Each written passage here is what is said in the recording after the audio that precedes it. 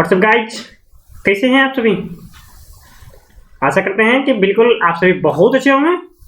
तो जैसे कि आप जानते होंगे आज 2 फरवरी 2022 है और आज यूपीएससी का, ठीक है, जो 2022 का यूपीएससी सिविल सर्विसेज का एग्जाम होने वाला है, ठीक है, उसका नोटिफिकेशंस जारी कर दिया गया है। तो उसका नोटिफिकेशंस आप उसकी वेबसाइट पे जाकर के विजिट कर सकते हैं। अगर आप ऐसा बोलिएगा तो मैं उसका आपके लिए एक स्पेशल वीडियो प्रोवाइड कर दूंगा। तो जो पिछले दिन, अब चलिए चलते हैं, आते हैं टॉपिक पे, ठीक है। तो पिछले दिन हम लोगों ने प्रीवियस ईयर्स और प्रैक्टिस सेट जो कि प्रीलिम्स के भी उसे, ठीक है, काफ़ी इंपॉर्टेंट है, का सीरीज स्टार्ट किए हैं, जिसमें पहला जो सीरीज का पहला जो हम लोगों ने सब्जेक्ट चूज किया है वो है पॉलिटी, है ना, इंडियन पॉलिटी। तो उसमें हम लोगों ने पहला 1 ईयर का क्वेश्चन पेपर डिस्कशंस कर लिए हैं, ठीक है। अब आज हम लोग जो कि पिछले दिन जो हम लोग डिस्कशंस किए थे वो 1993 का किए थे, है ना। अगर आप देखना चाहते हैं तो प्लेलिस्ट में जाइए, वहाँ पे आपको मिल जाएगा। आज हम लोग डिस्कशंस करेंगे 1994 का टेस्ट पेपर। तो चलिए चलते हैं बिना किसी देरी का। देखिए पहला जो क्वेश्चन है, फर्स्ट क्वेश्चन है, ये रिलेटेड है आपका सुप्रीम कोर्ट से रिलेटेड, ठीक है, सुप्रीम कोर्ट से रिलेटेड है। यहाँ पे क्वेश्चंस पूछा गया है, which of the following statement regarding the advisory jurisdictions of the supreme court are correct, ठीक है। कहता है कि कौन सा ऐसा स्टेटमेंट है, ठीक है, जो कि सुप्रीम कोर्ट की जुडिस्डिक्शन से रिलेटेड करेक्ट है। चलिए पहला स्टेटमेंट यहाँ पे बताया गया है कि सुप्रीम कोर्ट जो होता है वो बाइंडिंग होता है किसी भी मैटर को लेकर के, किसके प्रति, तो बाय द प्रेसिडेंट। क्या ये करेक्ट है। फिर सेकेंड स्टेटमेंट है आपके लिए, the full bench of supreme court hears any reference made it under the power of advisory jurisdictions, ठीक है। और दूसरा जो स्टेटमेंट है ये कहता है कि ये जुडिस्डिक्शंस के एडवाइजरी के, है ना, ये अपने आप में एक पावर को इम्पोज करता है। और तीसरा स्टेटमेंट जो है, ये स्टेटमेंट इसमें ये बताया गया है कि the opinion given by the supreme court on reference under advisory jurisdiction not binding on the government. कहता है कि गवर्नमेंट के प्रति ये बाइंडिंग नहीं रहता। क्या सही है। चलिए अब देखिए फोर्थ ऑप्शन जो है आपका, ये ऑप्शंस हैं, not more than 1 difference at a time can be made to the supreme Court. चलिए जैसे कि अब देखिए एक चीज, सबसे इंपॉर्टेंट चीज है, ये तो आपका ऑप्शन नंबर नहीं होगा, क्योंकि यहां पूछ रहा है कौन सा करेक्ट है। क्या ये सही है। हाँ बिल्कुल ये सही है। ये कहता है the opinion given to this by the supreme court on the difference under the advisory jurisdictions not binding to the government. बिल्कुल, क्योंकि सुप्रीम कोर्ट जो होता है वो अपने आप में इंडिपेंडेंट होता है, इंडिपेंडेंट बॉडी होता है, तो इसीलिए ये ऑप्शन सही है, ठीक है। तो चलिए देखते हैं अब ऑप्शंस, ये स्टेटमेंट सही है। अब देखिए ऑप्शंस में कैसे जाते हैं हम लोग, उसको चूज करते हैं। चलिए 3 स्टेटमेंट करेक्ट है, यानी कि 3 स्टेटमेंट करेक्ट है, यानी कि यहाँ पे ऑप्शन से वहाँ पे करेक्ट पूछ रहा है। चलिए ये वाला आपका कैंसिल हो गया, अब बचा ये 3, ये भी कैंसिल हो गया, ये दोनों बचा है ना। यहाँ पे जैसा कि आप देख पा रहे हैं, देखिए यहाँ पे 3 नंबर करेक्ट आंसर है ना। तो यहाँ पे अब जब हम देखते हैं 2 ऑप्शन कैंसिल हो गया, अब 1 और 3 है ना, वो बी और सी चूज करना है। तो इसमें अब देखेंगे हम लोग, क्या देखेंगे, 1 या तो 2, एक कोई नहीं कोई करेक्ट होगा, है ना। तो चलिए कहता है it is binding on the supreme Court give it opinion on any matter refer to it by the president. क्या ये सही है। अब दूसरा जो है आपका कहता है the full bench of supreme court hears any reference made it to it under its power advisory. चलिए इसका जो देखिए ये क्या है ना, कि जैसे कि आप यहाँ पे चूज किए, है ना, देखिए इसका आपको दिखाते हैं। सबसे इंपॉर्टेंट कैसे हम लोग आंसर देते हैं उसके बारे में डिस्कशन कर लेते हैं। जैसे कि आप यहाँ पे 2 ऑप्शंस मिला है ना, पहला कहता है क्या कि it is binding on the supreme Court to give an opinion any matters. बिल्कुल नहीं, है ना, ये बिल्कुल गलत है, ठीक है। तो इसमें ये वाला ऑप्शन, ठीक है, ये वाला कैंसिल हो गया, अब इसको चूज कर लेंगे, यानी कि ये दोनों स्टेटमेंट सही है। तो अब आइए ऑप्शन नंबर सी होगा इसका करेक्ट आंसर, ठीक है। तो इस तरह से चूज करते हैं हम लोग करेक्ट आंसर को। ठीक है। तो चलिए चलते हैं अब नेक्स्ट क्वेश्चंस के सामने, ठीक है। अब देखिए नेक्स्ट क्वेश्चन जो है आपके लिए यहाँ पे ये ऑप्शंस, इसमें नेक्स्ट क्वेश्चन जो है इसमें ये क्या पूछा गया है कि कौन सा स्टेटमेंट करेक्ट है, किसके रिगार्डिंग, तो कहता है all the members of Rajya Sabha are elected by the state legislative assembly, और दूसरा स्टेटमेंट है, दूसरा ऑप्शन है as the vice president is the ex chairman of the Rajya Sabha, only a member of Rajya Sabha can be contest for the office of the vice president. और C number option जो है a point different between Lok Sabha and Rajya Sabha is the while candidate Lok Sabha can be contest from any state in India, a candidate to Rajya Sabha should be ordinary be resident of the state from where he is contesting. देखिए ये answer आपका correct है, ठीक है। अब देखिए actually में क्या है ना कि ये सब देखिए, ये सब जैसे कि यहाँ पे बता रहा है कि वाइस प्रेसिडेंट जो है तो एक चेयरमैन होता है किसका, राज्यसभा का, है ना, तो ये कह रहा है। लेकिन ये जो कह रहा है ये वाला, ये तो ठीक है हम सही मान लेते हैं, लेकिन ये वाला ऑप्शन ये जो है यहाँ पे कह रहा है ये गलत है ना। तो उसी तरह से अब देखिए आगे जो इसमें डी नंबर जो ऑप्शंस हैं, ठीक है, तो डी नंबर ऑप्शंस में कहता है कि expressly provided of independent nominated member of the Rajya Sabha of the post of ministers, don't worry, ये सब नहीं है आंसर, ठीक है। ये भी गलत है, ये भी गलत है, यानी कि सी नंबर आपका ऑप्शन सही है। चलिए अब देखिए नेक्स्ट जो क्वेश्चन है ये फ्रीडम से है, ठीक है। किसका फ्रीडम की बात कर रहे हैं, प्रेस, ठीक है। जैसे कि जब आप इंडियन कॉन्स्टिट्यूशन में जाइएगा, ठीक है, जब आप पढ़िएगा, ठीक है, आप वैसे भी जानते होंगे, ठीक है, आर्टिकल 12 से लेकर के, ठीक है, 35 तक, आर्टिकल 12 से लेकर 35 तक फंडामेंटल राइट्स हैं। और जब फंडामेंटल राइट्स की बात करते हैं, ठीक है, ये 12 से लेकर 35, उसके बाद राइट टू फ्री स्पीच है ना, राइट टू स्पीच आर्टिकल कितना है, आर्टिकल 19 है, ठीक है। तो उसी के अंतर्गत ये आता है राइट टू फ्री स्पीच, है ना, फ्री प्रेस, ठीक है, फ्रीडम ऑफ प्रेस का। तो कहता है कि ये क्या चीज है, it is specially provide in article 19(1)(a of the constitution. अब दूसरा ऑप्शन है it implied in wider freedom of expression guaranteed by the article 19(a), ठीक है। अब सी नंबर आपका ऑप्शन है it is guaranteed under the article 361(a) constitution, ठीक है। उसके बाद eliminated from the operations of rule of law. देखिए ये सब ऑप्शंस आपका नहीं होगा, इसका ऑप्शंस करेक्ट आंसर जो होगा ये ऑप्शंस इसका होगा implied in wider freedom of expression guaranteed by the article 19 subclause 1(a), है ना। चलिए अब देखिए नेक्स्ट क्वेश्चन जो है, नेक्स्ट क्वेश्चन आपका ये सेंटर स्टेट रिलेशन से रिलेटेड है, ठीक है। इसमें ये क्वेश्चन पूछा गया है कि in which respect have the centre state relations been specifically terminated as municipal relations, ठीक है। आप जब पढ़े होंगे, ठीक है, ठीक है, किस चीज़ से, देखिए एक होता है आपका क्या चीज़ होता है, आपका ये होता है लोकल गवर्नमेंट, है ना। लोकल गवर्नमेंट में आपका दो चीज आता है, ठीक है। एक होता है, देखिए इसमें जब आप हम लोग पढ़ते हैं, एक होता है म्युनिसिपैलिटी, है ना, एक होता है पंचायती राज, ठीक है। जब अमेंडमेंट 73rd अमेंडमेंट हुआ तो पंचायती राज ऐड किया गया, उसी तरह से म्युनिसिपैलिटी, ठीक है, 74th अमेंडमेंट हुआ था उस समय ऐड किया गया था, ठीक है। तो यहाँ पे कह रहा है म्युनिसिपैलिटीज की बात कर रहा है, तो क्या कहता है इन विच, देखिए यहाँ पे ये जो क्वेश्चन पूछ रहा है ये इसमें ये पूछने का प्रयास कर रहा है कि in which respect have the centre state relations been specifically termed as the municipal relations. तो यहाँ पे आपको ऑप्शंस दिया है, centre a control of the state in legislative affairs, centre control the state in financial matters, centre control of the state in administrative sectors, central control of the state in planning process.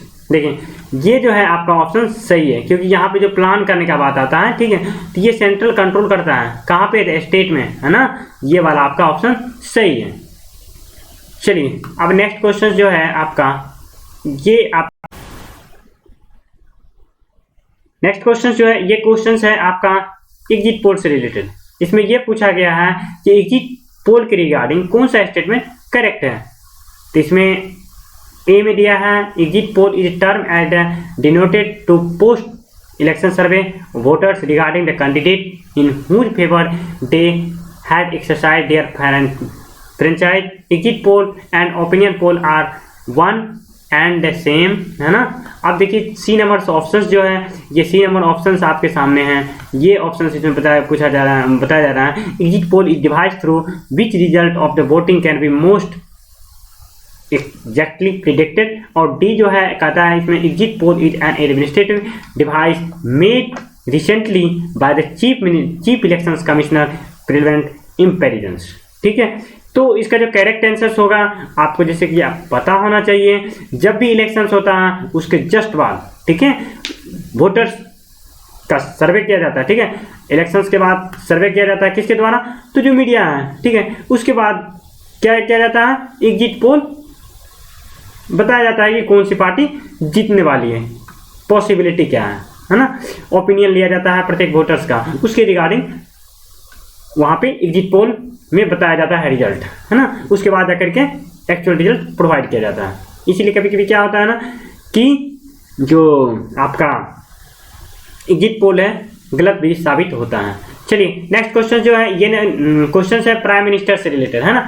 अब इसमें prime minister और chief minister से related इसमें पूछा गया है who among the following become the prime minister of India without being earlier the chief ministers of state. कहता है कि कौन ऐसे प्राइम मिनिस्टर बने कि जो कि पहले चीफ मिनिस्टर नहीं बने थे। इसमें आपका देखिए स्टेटमेंट है मोरारजी देसाई, चरण सिंह, वीपी सिंह, चंद्रशेखर और पांचवा जो है आपका नरसिम्हा राव। ठीक है, अब देखिए यहाँ पे कोर्ट सेलेक्टिंग के लिए दिया है। देखिए कोर्ट सेलेक्टिंग में ये बताया गया है कि 1, 2 और 4, बी में है 2, 3, 5 और सी में है 2 ओनली और डी में है आपका 4 ओनली। तो चलिए करेक्ट आंसर दीजिए, वीडियो पॉज कीजिए और इसका करेक्ट आंसर दीजिए। चलिए मैं बताता हूँ इसका करेक्ट आंसर किस तरह से हम लोग फाइंड करते हैं। ठीक है, देखिए मोरारजी देसाई, है ना, ये तो चीफ मिनिस्टर थे ही। ठीक है, उसके बाद जाकर के चरण सिंह, ये भी मिनिस्टर थे, है ना, चीफ मिनिस्टर बने। उसके बाद आपका चंद्रशेखर भी बने। एक आपका ये जो है आपका चंद्रशेखर नहीं बने थे, है ना। हाँ, चंद्रशेखर नहीं बने थे, पीवी नरसिम्हा राव बने थे। ठीक है, पीवी नरसिम्हा राव बने थे, चरण सिंह भी बने थे, मोरारजी देसाई भी बने थे, लेकिन चंद्रशेखर कभी भी चीफ मिनिस्टर नहीं बने थे और डायरेक्ट जाकर क्या बनेंगे, प्राइम मिनिस्टर्स बने। चलिए अब नेक्स्ट क्वेश्चन जो है आपके सामने है, यहाँ पे एसेशंस और रीजन्स रिलेटेड। देखिए एसेशंस दिया हुआ है और रीजन्स भी दिया गया है, उसके बाद आपको ऑप्शंस दिया गया है। तो देखिए पहला जो एसेशंस है इसमें ये पूछा जा रहा है, कहा जा रहा है कि इन इंडिया, भारत में the political party which form the government represented the majority of the seat secure in elections to House of the People at the centre and the legislative assembly in the state but not majority of vote. ठीक है, तो ये वाला एसेशंस है। ठीक है, कहता है ना कि मतलब कहता है यहाँ पे पॉलिटिकल पार्टी जो है जो फॉर्म किया जाता है कहाँ पे, रिप्रेजेंट करता है कहाँ पे, तो मेजॉरिटी सीट्स इन इलेक्शंस। ठीक है, house of the people, house of the people बोले तो लोकसभा, है ना, at the central level and legislative assembly, legislative assembly में बोले तो MLA, member of legislative assembly. ठीक है, इसको बोलते हैं पीपल्स ऑफ हाउस, कहाँ पे, स्टेट में, और लोकसभा को बोलते हैं सेंटर में। तो अब कहता है but not majority of vote. तो अब चलिए देखिए रीजन बताया जा रहा है कि the election based on majority vote system decide result on the basis of relatively majority of vote secured. कहता है अब देखिए यहाँ पे जो स्टेटमेंट दिया है, दो स्टेटमेंट में कहता है कौन सा स्टेटमेंट सही है। देखिए जैसा कि आप यहाँ पे देखें, पहला जो स्टेटमेंट था, ठीक है, ये तो आपका स्टेटमेंट सही था, है ना। क्या था, तो ए नंबर जो एसेशंस है उसमें स्वाभाविक है। देखिए क्या होता है ना, मेजॉरिटी पार्टी का वहाँ पे सारा भी जितना भी पावर होता है वहाँ पे मेजॉरिटी पावर का, मेजॉरिटी जो पार्टी जिसके पास मेजॉरिटी रहता है उसी के पास सारा पावर रहती है ना। अगर सेंट्रल लेवल पे बात करें तो लोकसभा, है ना, उसी तरह से स्टेट लेवल पे बात करें तो आपका मेंबर ऑफ लेजिस्लेचर असेंबली, है ना, लेजिस्लेटिव असेंबली में, है ना। तो इस तरह से होता है। तो चलिए, यानी कि ये जो है आपका रीजन गलत है ना। तो चलिए इसका जो करेक्ट आंसर होगा बोथ ए एंड बी, ठीक है, ये नहीं होगा, ये देखिए ये भी नहीं होगा। आपका ऑप्शन नंबर देखिए यहाँ पे R is false is true. अब इसके बाद इसको भी नहीं पढ़ेंगे क्योंकि इसमें ज़्यादा टाइम फिर कंज्यूम नहीं करेंगे हम लोग। इसी तरह से एग्जाम में भी हम लोग आंसर्स देते हैं, ठीक है। अब देखिए 8 नंबर क्वेश्चन जो है, 8वां नंबर क्वेश्चन से कहता है which of the following is R, ठीक है, among the functions of the elections commissions of India, ठीक है। अब देखिए इलेक्शंस कमीशंस ऑफ इंडिया, देखिए इलेक्शंस कमीशन से रिलेटेड ना बहुत सारा क्वेश्चन पूछा जाता है, ठीक है, इसीलिए बार बार रिविजन कीजिए आप इलेक्शंस कमीशन, क्योंकि देखिए अभी भी देखिए 5 राज्य में, ठीक है, 5 स्टेट ऐसे हैं जहां पे कि इलेक्शंस कंडक्ट किए जा रहे हैं, ठीक है। जानकारी के लिए बता दूं 5 स्टेट्स ऐसे हैं जिसमें आपका यूपी है, ठीक है, सबसे बड़ा, वहां पे सबसे ज्यादा सीट्स हैं लोकसभा का, कितना सीट्स हैं, 80 सीट्स है ना। तो इस तरह से आप लोग जाकर के इलेक्शन कमीशन ऑफ इंडिया के बारे में जरूर अध्ययन कीजिए, ठीक है। मे भी क्वेश्चन पूछा जा सकता है। देखिए जैसा कि यहाँ पे भी क्वेश्चन आया है, कहता है which one of the following are functions of election commission of India, कहता है कि conduct of the elections, post of the speaker and deputy speaker, Lok Sabha and deputy chairman of Rajya Sabha, ठीक है।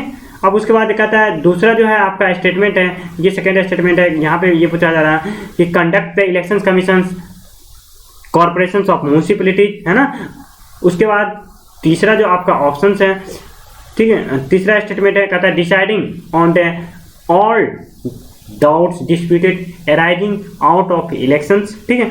तो इस तरह से देखिए पहला देखिए ये म्यूनिसिपैलिटीज का बात है, म्यूनिसिपैलिटीज क्या हो गया आपका, ये लोकल गवर्नमेंट हो गया। और इसका जो ये कौन कंडक्ट करता है म्यूनिसिपैलिटीज से रिलेटेड जो भी इलेक्शंस होता है, ये स्टेट गवर्नमेंट के स्टेट इलेक्शन कमीशन कंडक्ट करता है, ठीक है। यानी कि 2 नंबर आपका ऑप्शन नहीं होगा, अच्छा सॉरी 2 नंबर स्टेटमेंट नहीं होगा।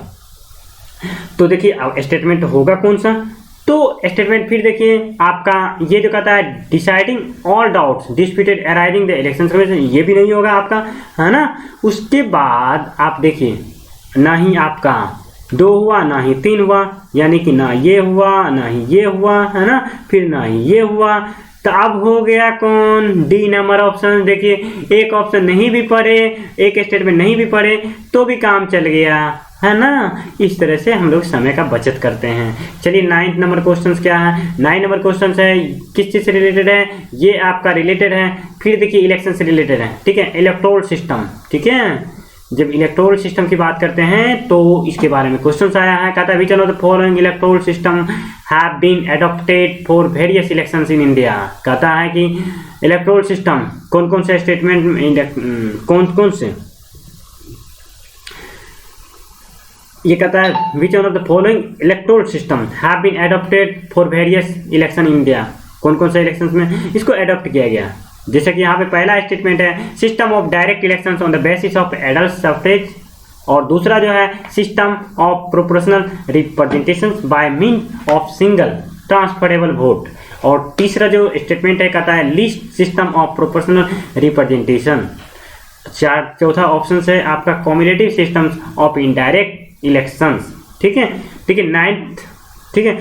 इसका जो करेक्ट आंसर है आपका, इसका करेक्ट आंसर देखिए क्या है ना कि list system of proportional representation, बिल्कुल ये नहीं होगा, बिल्कुल आप जाकर के इलेक्टोरल सिस्टम के बारे में पढ़ लीजिएगा, ठीक है, ये बिल्कुल नहीं होगा। यानी कि 3 नंबर छट गया आपका, ये छट गया और ये छट गया, है ना। अब देखिए जब ये 3 नंबर नहीं होगा, ये भी छट गया और डायरेक्ट आपका ऑप्शन कौन सा हो गया, 1 नंबर ऑप्शन हो गया, 9 का ए हो गया। देखिए इस तरह से कैसे छांटते हैं, आपको एक चीज आना चाहिए बस। ऐसा कभी कभी होता है, देखिए यही तो बेनिफिट होता है, एक ऑप्शन जानिए, एक स्टेटमेंट सही जान रहे हैं तो दूसरा स्टेटमेंट अगर उसमें दे उससे छट जाता है, ठीक है। इस तरह से बाय ऑप्शन हम लोग आंसर तक अचीव कर लेते हैं, ठीक है। अब देखिए नेक्स्ट जो है 10 नंबर क्वेश्चन है, 10वां क्वेश्चन से कहता है which one of the following taxes is लेबल by the union elected adaptations, ठीक है। 10th नंबर क्वेश्चन है, ये इसका ऑप्शन है आपका क्या चीज, stamp duty, passenger goods and state duty, taxes, newspaper. इसका जो करेक्ट आंसर है स्टेट ड्यूटीज, ठीक है। आज हम लोग इतना तक ही रखेंगे, फिर मिलते हैं अगले दिन, तब तक के लिए थैंक्स फॉर लिसनिंग।